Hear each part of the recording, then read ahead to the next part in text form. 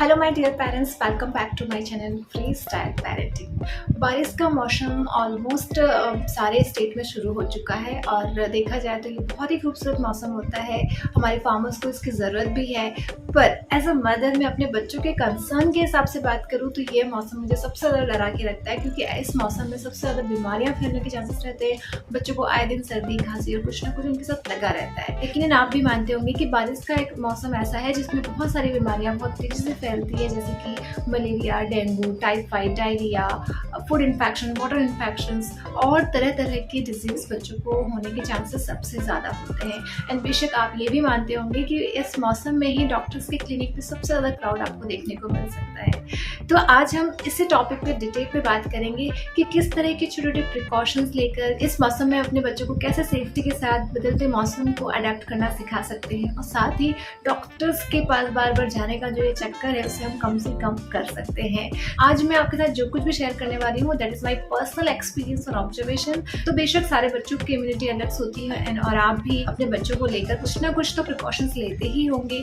जरूरी नहीं कि सारे बच्चों को एक ही चीज अप्लाई हो। अगर इन सारे प्रिकॉशन और टिप्स के बाद भी अगर बच्चा ठीक नहीं हो पा रहा है या आपको लग रहा है कि 2 दिन से ज्यादा हो गया है, तो आप इमीडिएटली वही स्टेप लीजिए जो आप जनरली लेते हैं, लाइक अपने डॉक्टर्स को विजिट करते हैं या फिर चाइल्ड स्पेशलिस्ट को दिखाते हैं, तो आपको वही फॉलो करना है। बारिश के मौसम में हमें बच्चों के साथ कुछ चीज़ों का विशेष ध्यान रखना चाहिए, क्योंकि इसका ऐसा मौसम है जिसमें गर्मी भी लगती है, कई बार ठंडी हवा भी चलती है। मतलब एक ही दिन में टेम्परेचर में बहुत ज़्यादा फ्लक्चुएशन आपको देखने को मिल सकता है, जिसके लिए आपकी बॉडी तो तैयार है पर बच्चे की बॉडी इनफ स्ट्रॉन्ग नहीं होती, उनका इम्यून सिस्टम उतना इनफ स्ट्रॉन्ग नहीं होता है, जिसकी वजह से उनमें कुछ ना कुछ आपको चेंजेस देखने को मिल सकता है।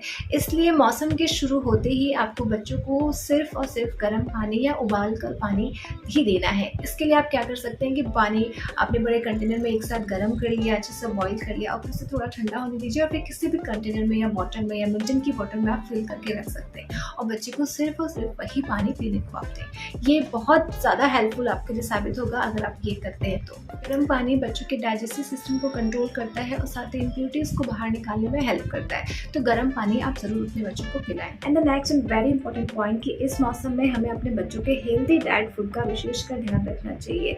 आप बच्चों को गरम गरम बनाया हुआ खाना ही प्रोवाइड करें, क्योंकि इस मौसम में खाने की चीज़ें बहुत जल्दी खराब हो जाती है। तो अगर आप बाहर का कोई आइटम घर पे लाते हैं, लाइक स्वीट्स वगैरह आप घर पे ला रहे हैं, तो आप हो सके तो उसे जल्दी ख़त्म करें या फिर आप घर पर होममेड फूड ही बच्चों को खिलाएं।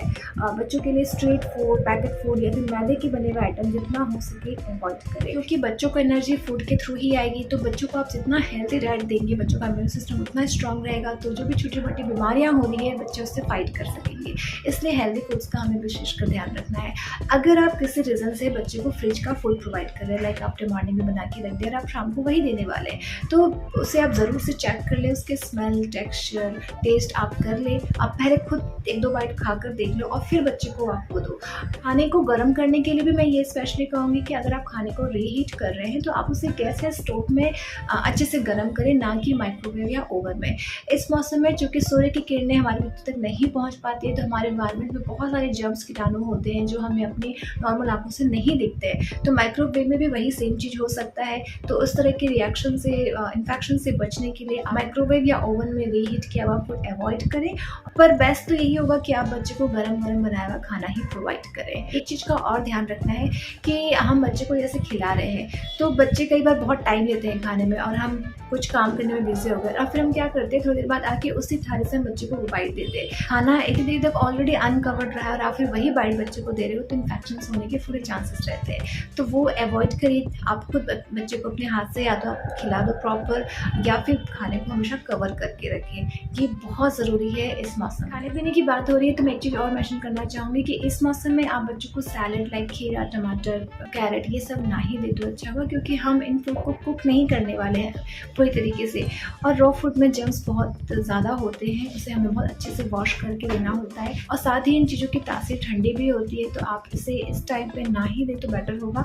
अगर आप बच्चे को फ्रूट्स वगैरह दे रहे हैं तो उसे बहुत अच्छे से क्लीन करके, वॉश करके ही बच्चे को आप खाने के लिए दें। तो इन चीज़ों का भी अपन ने ध्यान रखना है। And the next and very important point कि हमें अपने बच्चे के हाइजीन का ध्यान रखना चाहिए। इसके लिए हमें अपने बच्चे को क्लीन रखना होगा, उनके नेल्स वगैरह कटे हुए होने चाहिए। आपको बच्चे को प्रैक्टिस में लाना होगा कि वो हर आधे घंटे में हैंड वॉश करे, कोई भी खाने पीने की चीज़ लेने से पहले अच्छे से हैंड वॉश करे।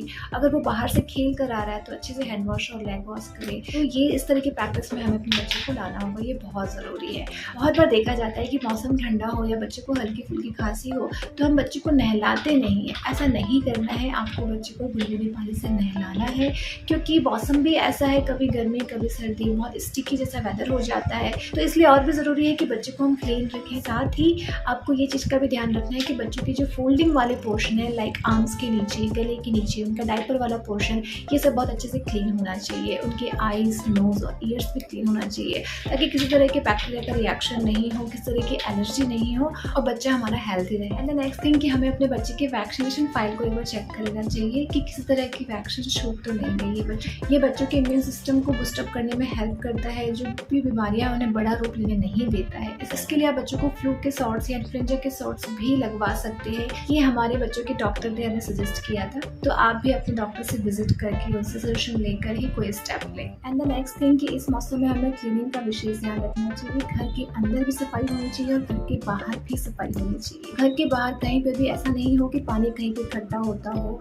या फिर घर के गमलों में या मटकों में कहीं पानी जमा रहता हो, तो उसे आप क्लीन करवा लें, क्योंकि जल में भी पानी में मच्छर पनपने के चांसेस ज़्यादा होते हैं, वहाँ पर जर्म्स ज़्यादा पनपते हैं। तो इसलिए उन एरिया को आप क्लीन करवा लें। और साथ ही घर पे भी, घर के अंदर भी आपको खिड़की, दरवाजे, बेडरूम, वार्डरोब, ये सब क्लीन रखना चाहिए, क्योंकि बारिश का मौसम होता है तो सीलन भर जाती है, इसकी वजह से स्मेल भी और जर्म्स भी पनपने के चांसेस होते हैं, जो बच्चों के हाइजीन के हिसाब से भी सही नहीं है। यहाँ पर मैं एक चीज़ और सजेस्ट करूँगी कि अगर बच्चे के जो टॉयज़ है उसे भी आप वीक में 1 बार 2 बार आप वॉश करके उन्हें दें। उनके सॉफ्ट टॉयज़ भी आप वंस इन अ वीक आप उसे वॉश करें।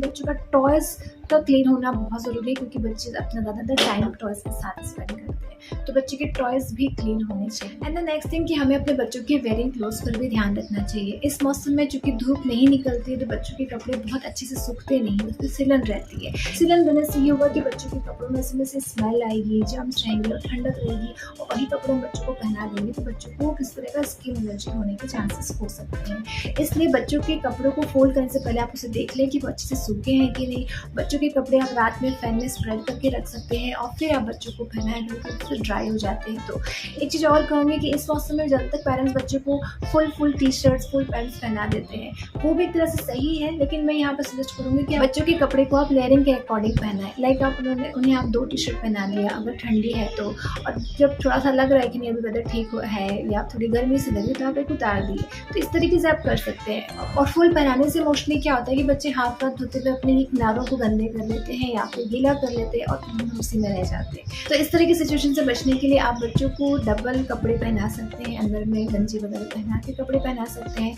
और एक और चीज़ का ध्यान रखना है कि अगर बच्चा स्कूल वगैरह जाता है तो आप बच्चों को कपड़े वाले शूज़ तो ना ही पहनाएं, आप बच्चों को फ्लोटस वगैरह पहना सकते हैं, क्योंकि अगर कपड़े वाले शूज़ अगर थोड़े बहुत गीले हो गए तो बच्चा फिर दिन में उसी में रह जाएगा, उसकी वजह से उसे ठंड लग सकती है। तो इस तरह की सिचुएशन ना आए, इसके लिए आप इन चीज़ों का ध्यान रखें। बारिश के मौसम में शुरू से होने वाली बीमारियों का विशेषकर डर बना रहता है, लाइक डेंगू, मलेरिया। तो बच्चों को मॉस्किटो बाइट से बचाने के लिए आप घर पर मॉस्किटो नेट का यूज़ कर सकते हैं। ये सस्ते भी होते हैं, टिकाऊ भी होते हैं और किसी तरह का हार्मफुल इफेक्ट भी नहीं होता है। आप किसी तरह का लिक्विड रेपेलेंट यूज़ करते हैं जैसे ऑल आउट या फिर किसी तरह की अगरबत्ती यूज़ करते हैं तो मैं कहूँगी कि आप उसे अवॉइड करिए, क्योंकि इस तरह के प्रोडक्ट वेपर में कन्वर्ट होकर आपके ब्रीथिंग सिस्टम के थ्रू आपकी बॉडी में ही जाता है और लॉन्ग हार्मफुल इफेक्ट छोड़ता है। इसलिए उसकी जगह पर आप मॉस्किटो नेट यूज़ कर सकते हैं। बहुत सारे पेरेंट्स अपने बच्चों को मॉस्किटो रेपेलेंट की स्किन क्रीम लगाते हैं, आप यूज़ कर सकते हैं, पर ये डिपेंड करता है कि बच्चे की स्किन को सूट कर रहा है कि नहीं। पर मेरी माने तो मॉस्किटो नेट एक बेस्ट ऑप्शन है। बहुत सारे प्रिकॉशंस लेने के बावजूद भी बच्चों को अगर सर्दी होनी है तो एक बार हो ही जाती है, और कहते हैं कि मौसम के हिसाब से एक बार सर्दी होना सही भी है, बॉडी के अंदर की सारे इम्प्योरिटीज़ निकल जाती है। तो अगर बाई चांस बच्चे को सर्दी हो जाती है, आपने इतने सारे प्रिकॉशंस लिए या फिर आपने जो कुछ भी आप घर का घरेलू उपचार करते हैं वो करने के बावजूद भी अगर बच्चे को सर्दी 2-3 दिन से ज़्यादा है तो आपको इमीडिएटली अपने डॉक्टर से विजिट करना है या फिर चाइल्ड स्पेशलिस्ट को दिखाना है और उसके अकॉर्डिंगली उनको मेडिसिन सब देनी है। एक चीज़ मैं यहाँ पर मेंशन कर दूँ कि अगर आप बच्चे की कोई दवाई शुरू करते हैं या फिर एंटीबायोटिक का कोर्स शुरू करते हैं तो उसे पूरा कंप्लीट करिए। पूरा कंप्लीट करना बहुत ज़रूरी है। बहुत सारे पेरेंट्स, इवन ये मिस्टेक्स मुझसे भी होती थी कि बच्चा ठीक होने लगा तो अपन दवाई बंद कर देते हैं कि नहीं, क्यों बाहर की दवाई देना। नहीं, कोई भी डॉक्टर जब कोई दवाई प्रोवाइड करता है उसका एक कोर्स वो बताता है 5 दिन, 7 दिन, 10 दिन, उसे आप कंप्लीट करिए तब जाके ही बच्चा पूरी तरह से क्योर हो पाएगा। अगर आपने उसकी दवाई बीच में ही रोक दी तो आप देखेंगे कि 10-15 दिन के बाद बच्चे को फिर कुछ ना कुछ प्रॉब्लम आपको देखने को मिलेगी। तो इस तरह की प्रॉब्लम से बचने के लिए डॉक्टर्स जिस तरह की दवाइयाँ देते हैं और जितने दिन के लिए दवाइयाँ देते हैं उस कोर्स को आप कंप्लीट करिए। यहाँ पर एक बात समझने वाली है कि अगर बच्चे को जैसे सपोज कोल्ड एंड कफ है या फिर उसको वॉमिटिंग हो रही है, पॉटी हो रहा है, किसी भी तरह का कोई प्रॉब्लम हो रहा है और आपने डॉक्टर को दिखाया और डॉक्टर ने कुछ दवाइयाँ प्रिस्क्राइब की और आप देना शुरू कर रहे हैं, आपने देखा कि 1-2 दिन में कुछ इम्प्रूवमेंट नहीं है, बच्चा और वॉमिट कर रहा है या फिर और ज़्यादा पॉटी कर रहा है या पॉटी का कलर चेंज हो रहा है, हम घबरा जाते हैं, हम या तो डॉक्टर चेंज कर लेते हैं या दवाइयाँ चेंज कर लेते हैं। ऐसा नहीं करना है। यहाँ पे ये बात समझने लायक है कि जो भी दवाइयाँ दी है वो डॉक्टर ने वो कहीं ना कहीं वो बॉडी पे जाके रिएक्ट कर रही है, तभी वो चीज़ या तो इंक्रीज होगा या तो घटेगा। बॉडी से इम्प्योरिटीज निकलेगी कैसे? या तो वॉमिटिंग के थ्रू या फिर पॉटी के थ्रू। अब जैसे कि अगर हमें कफ है तो हम तो निकालना जानते हैं तो हम निकाल सकते हैं, पर बच्चा नहीं जानता है तो बच्चा कैसे निकालेगा? तो बच्चे को जो दवाइयाँ दी गई वो उसको वॉमिट करा रही है ताकि वो इम्प्योरिटी निकल जाए।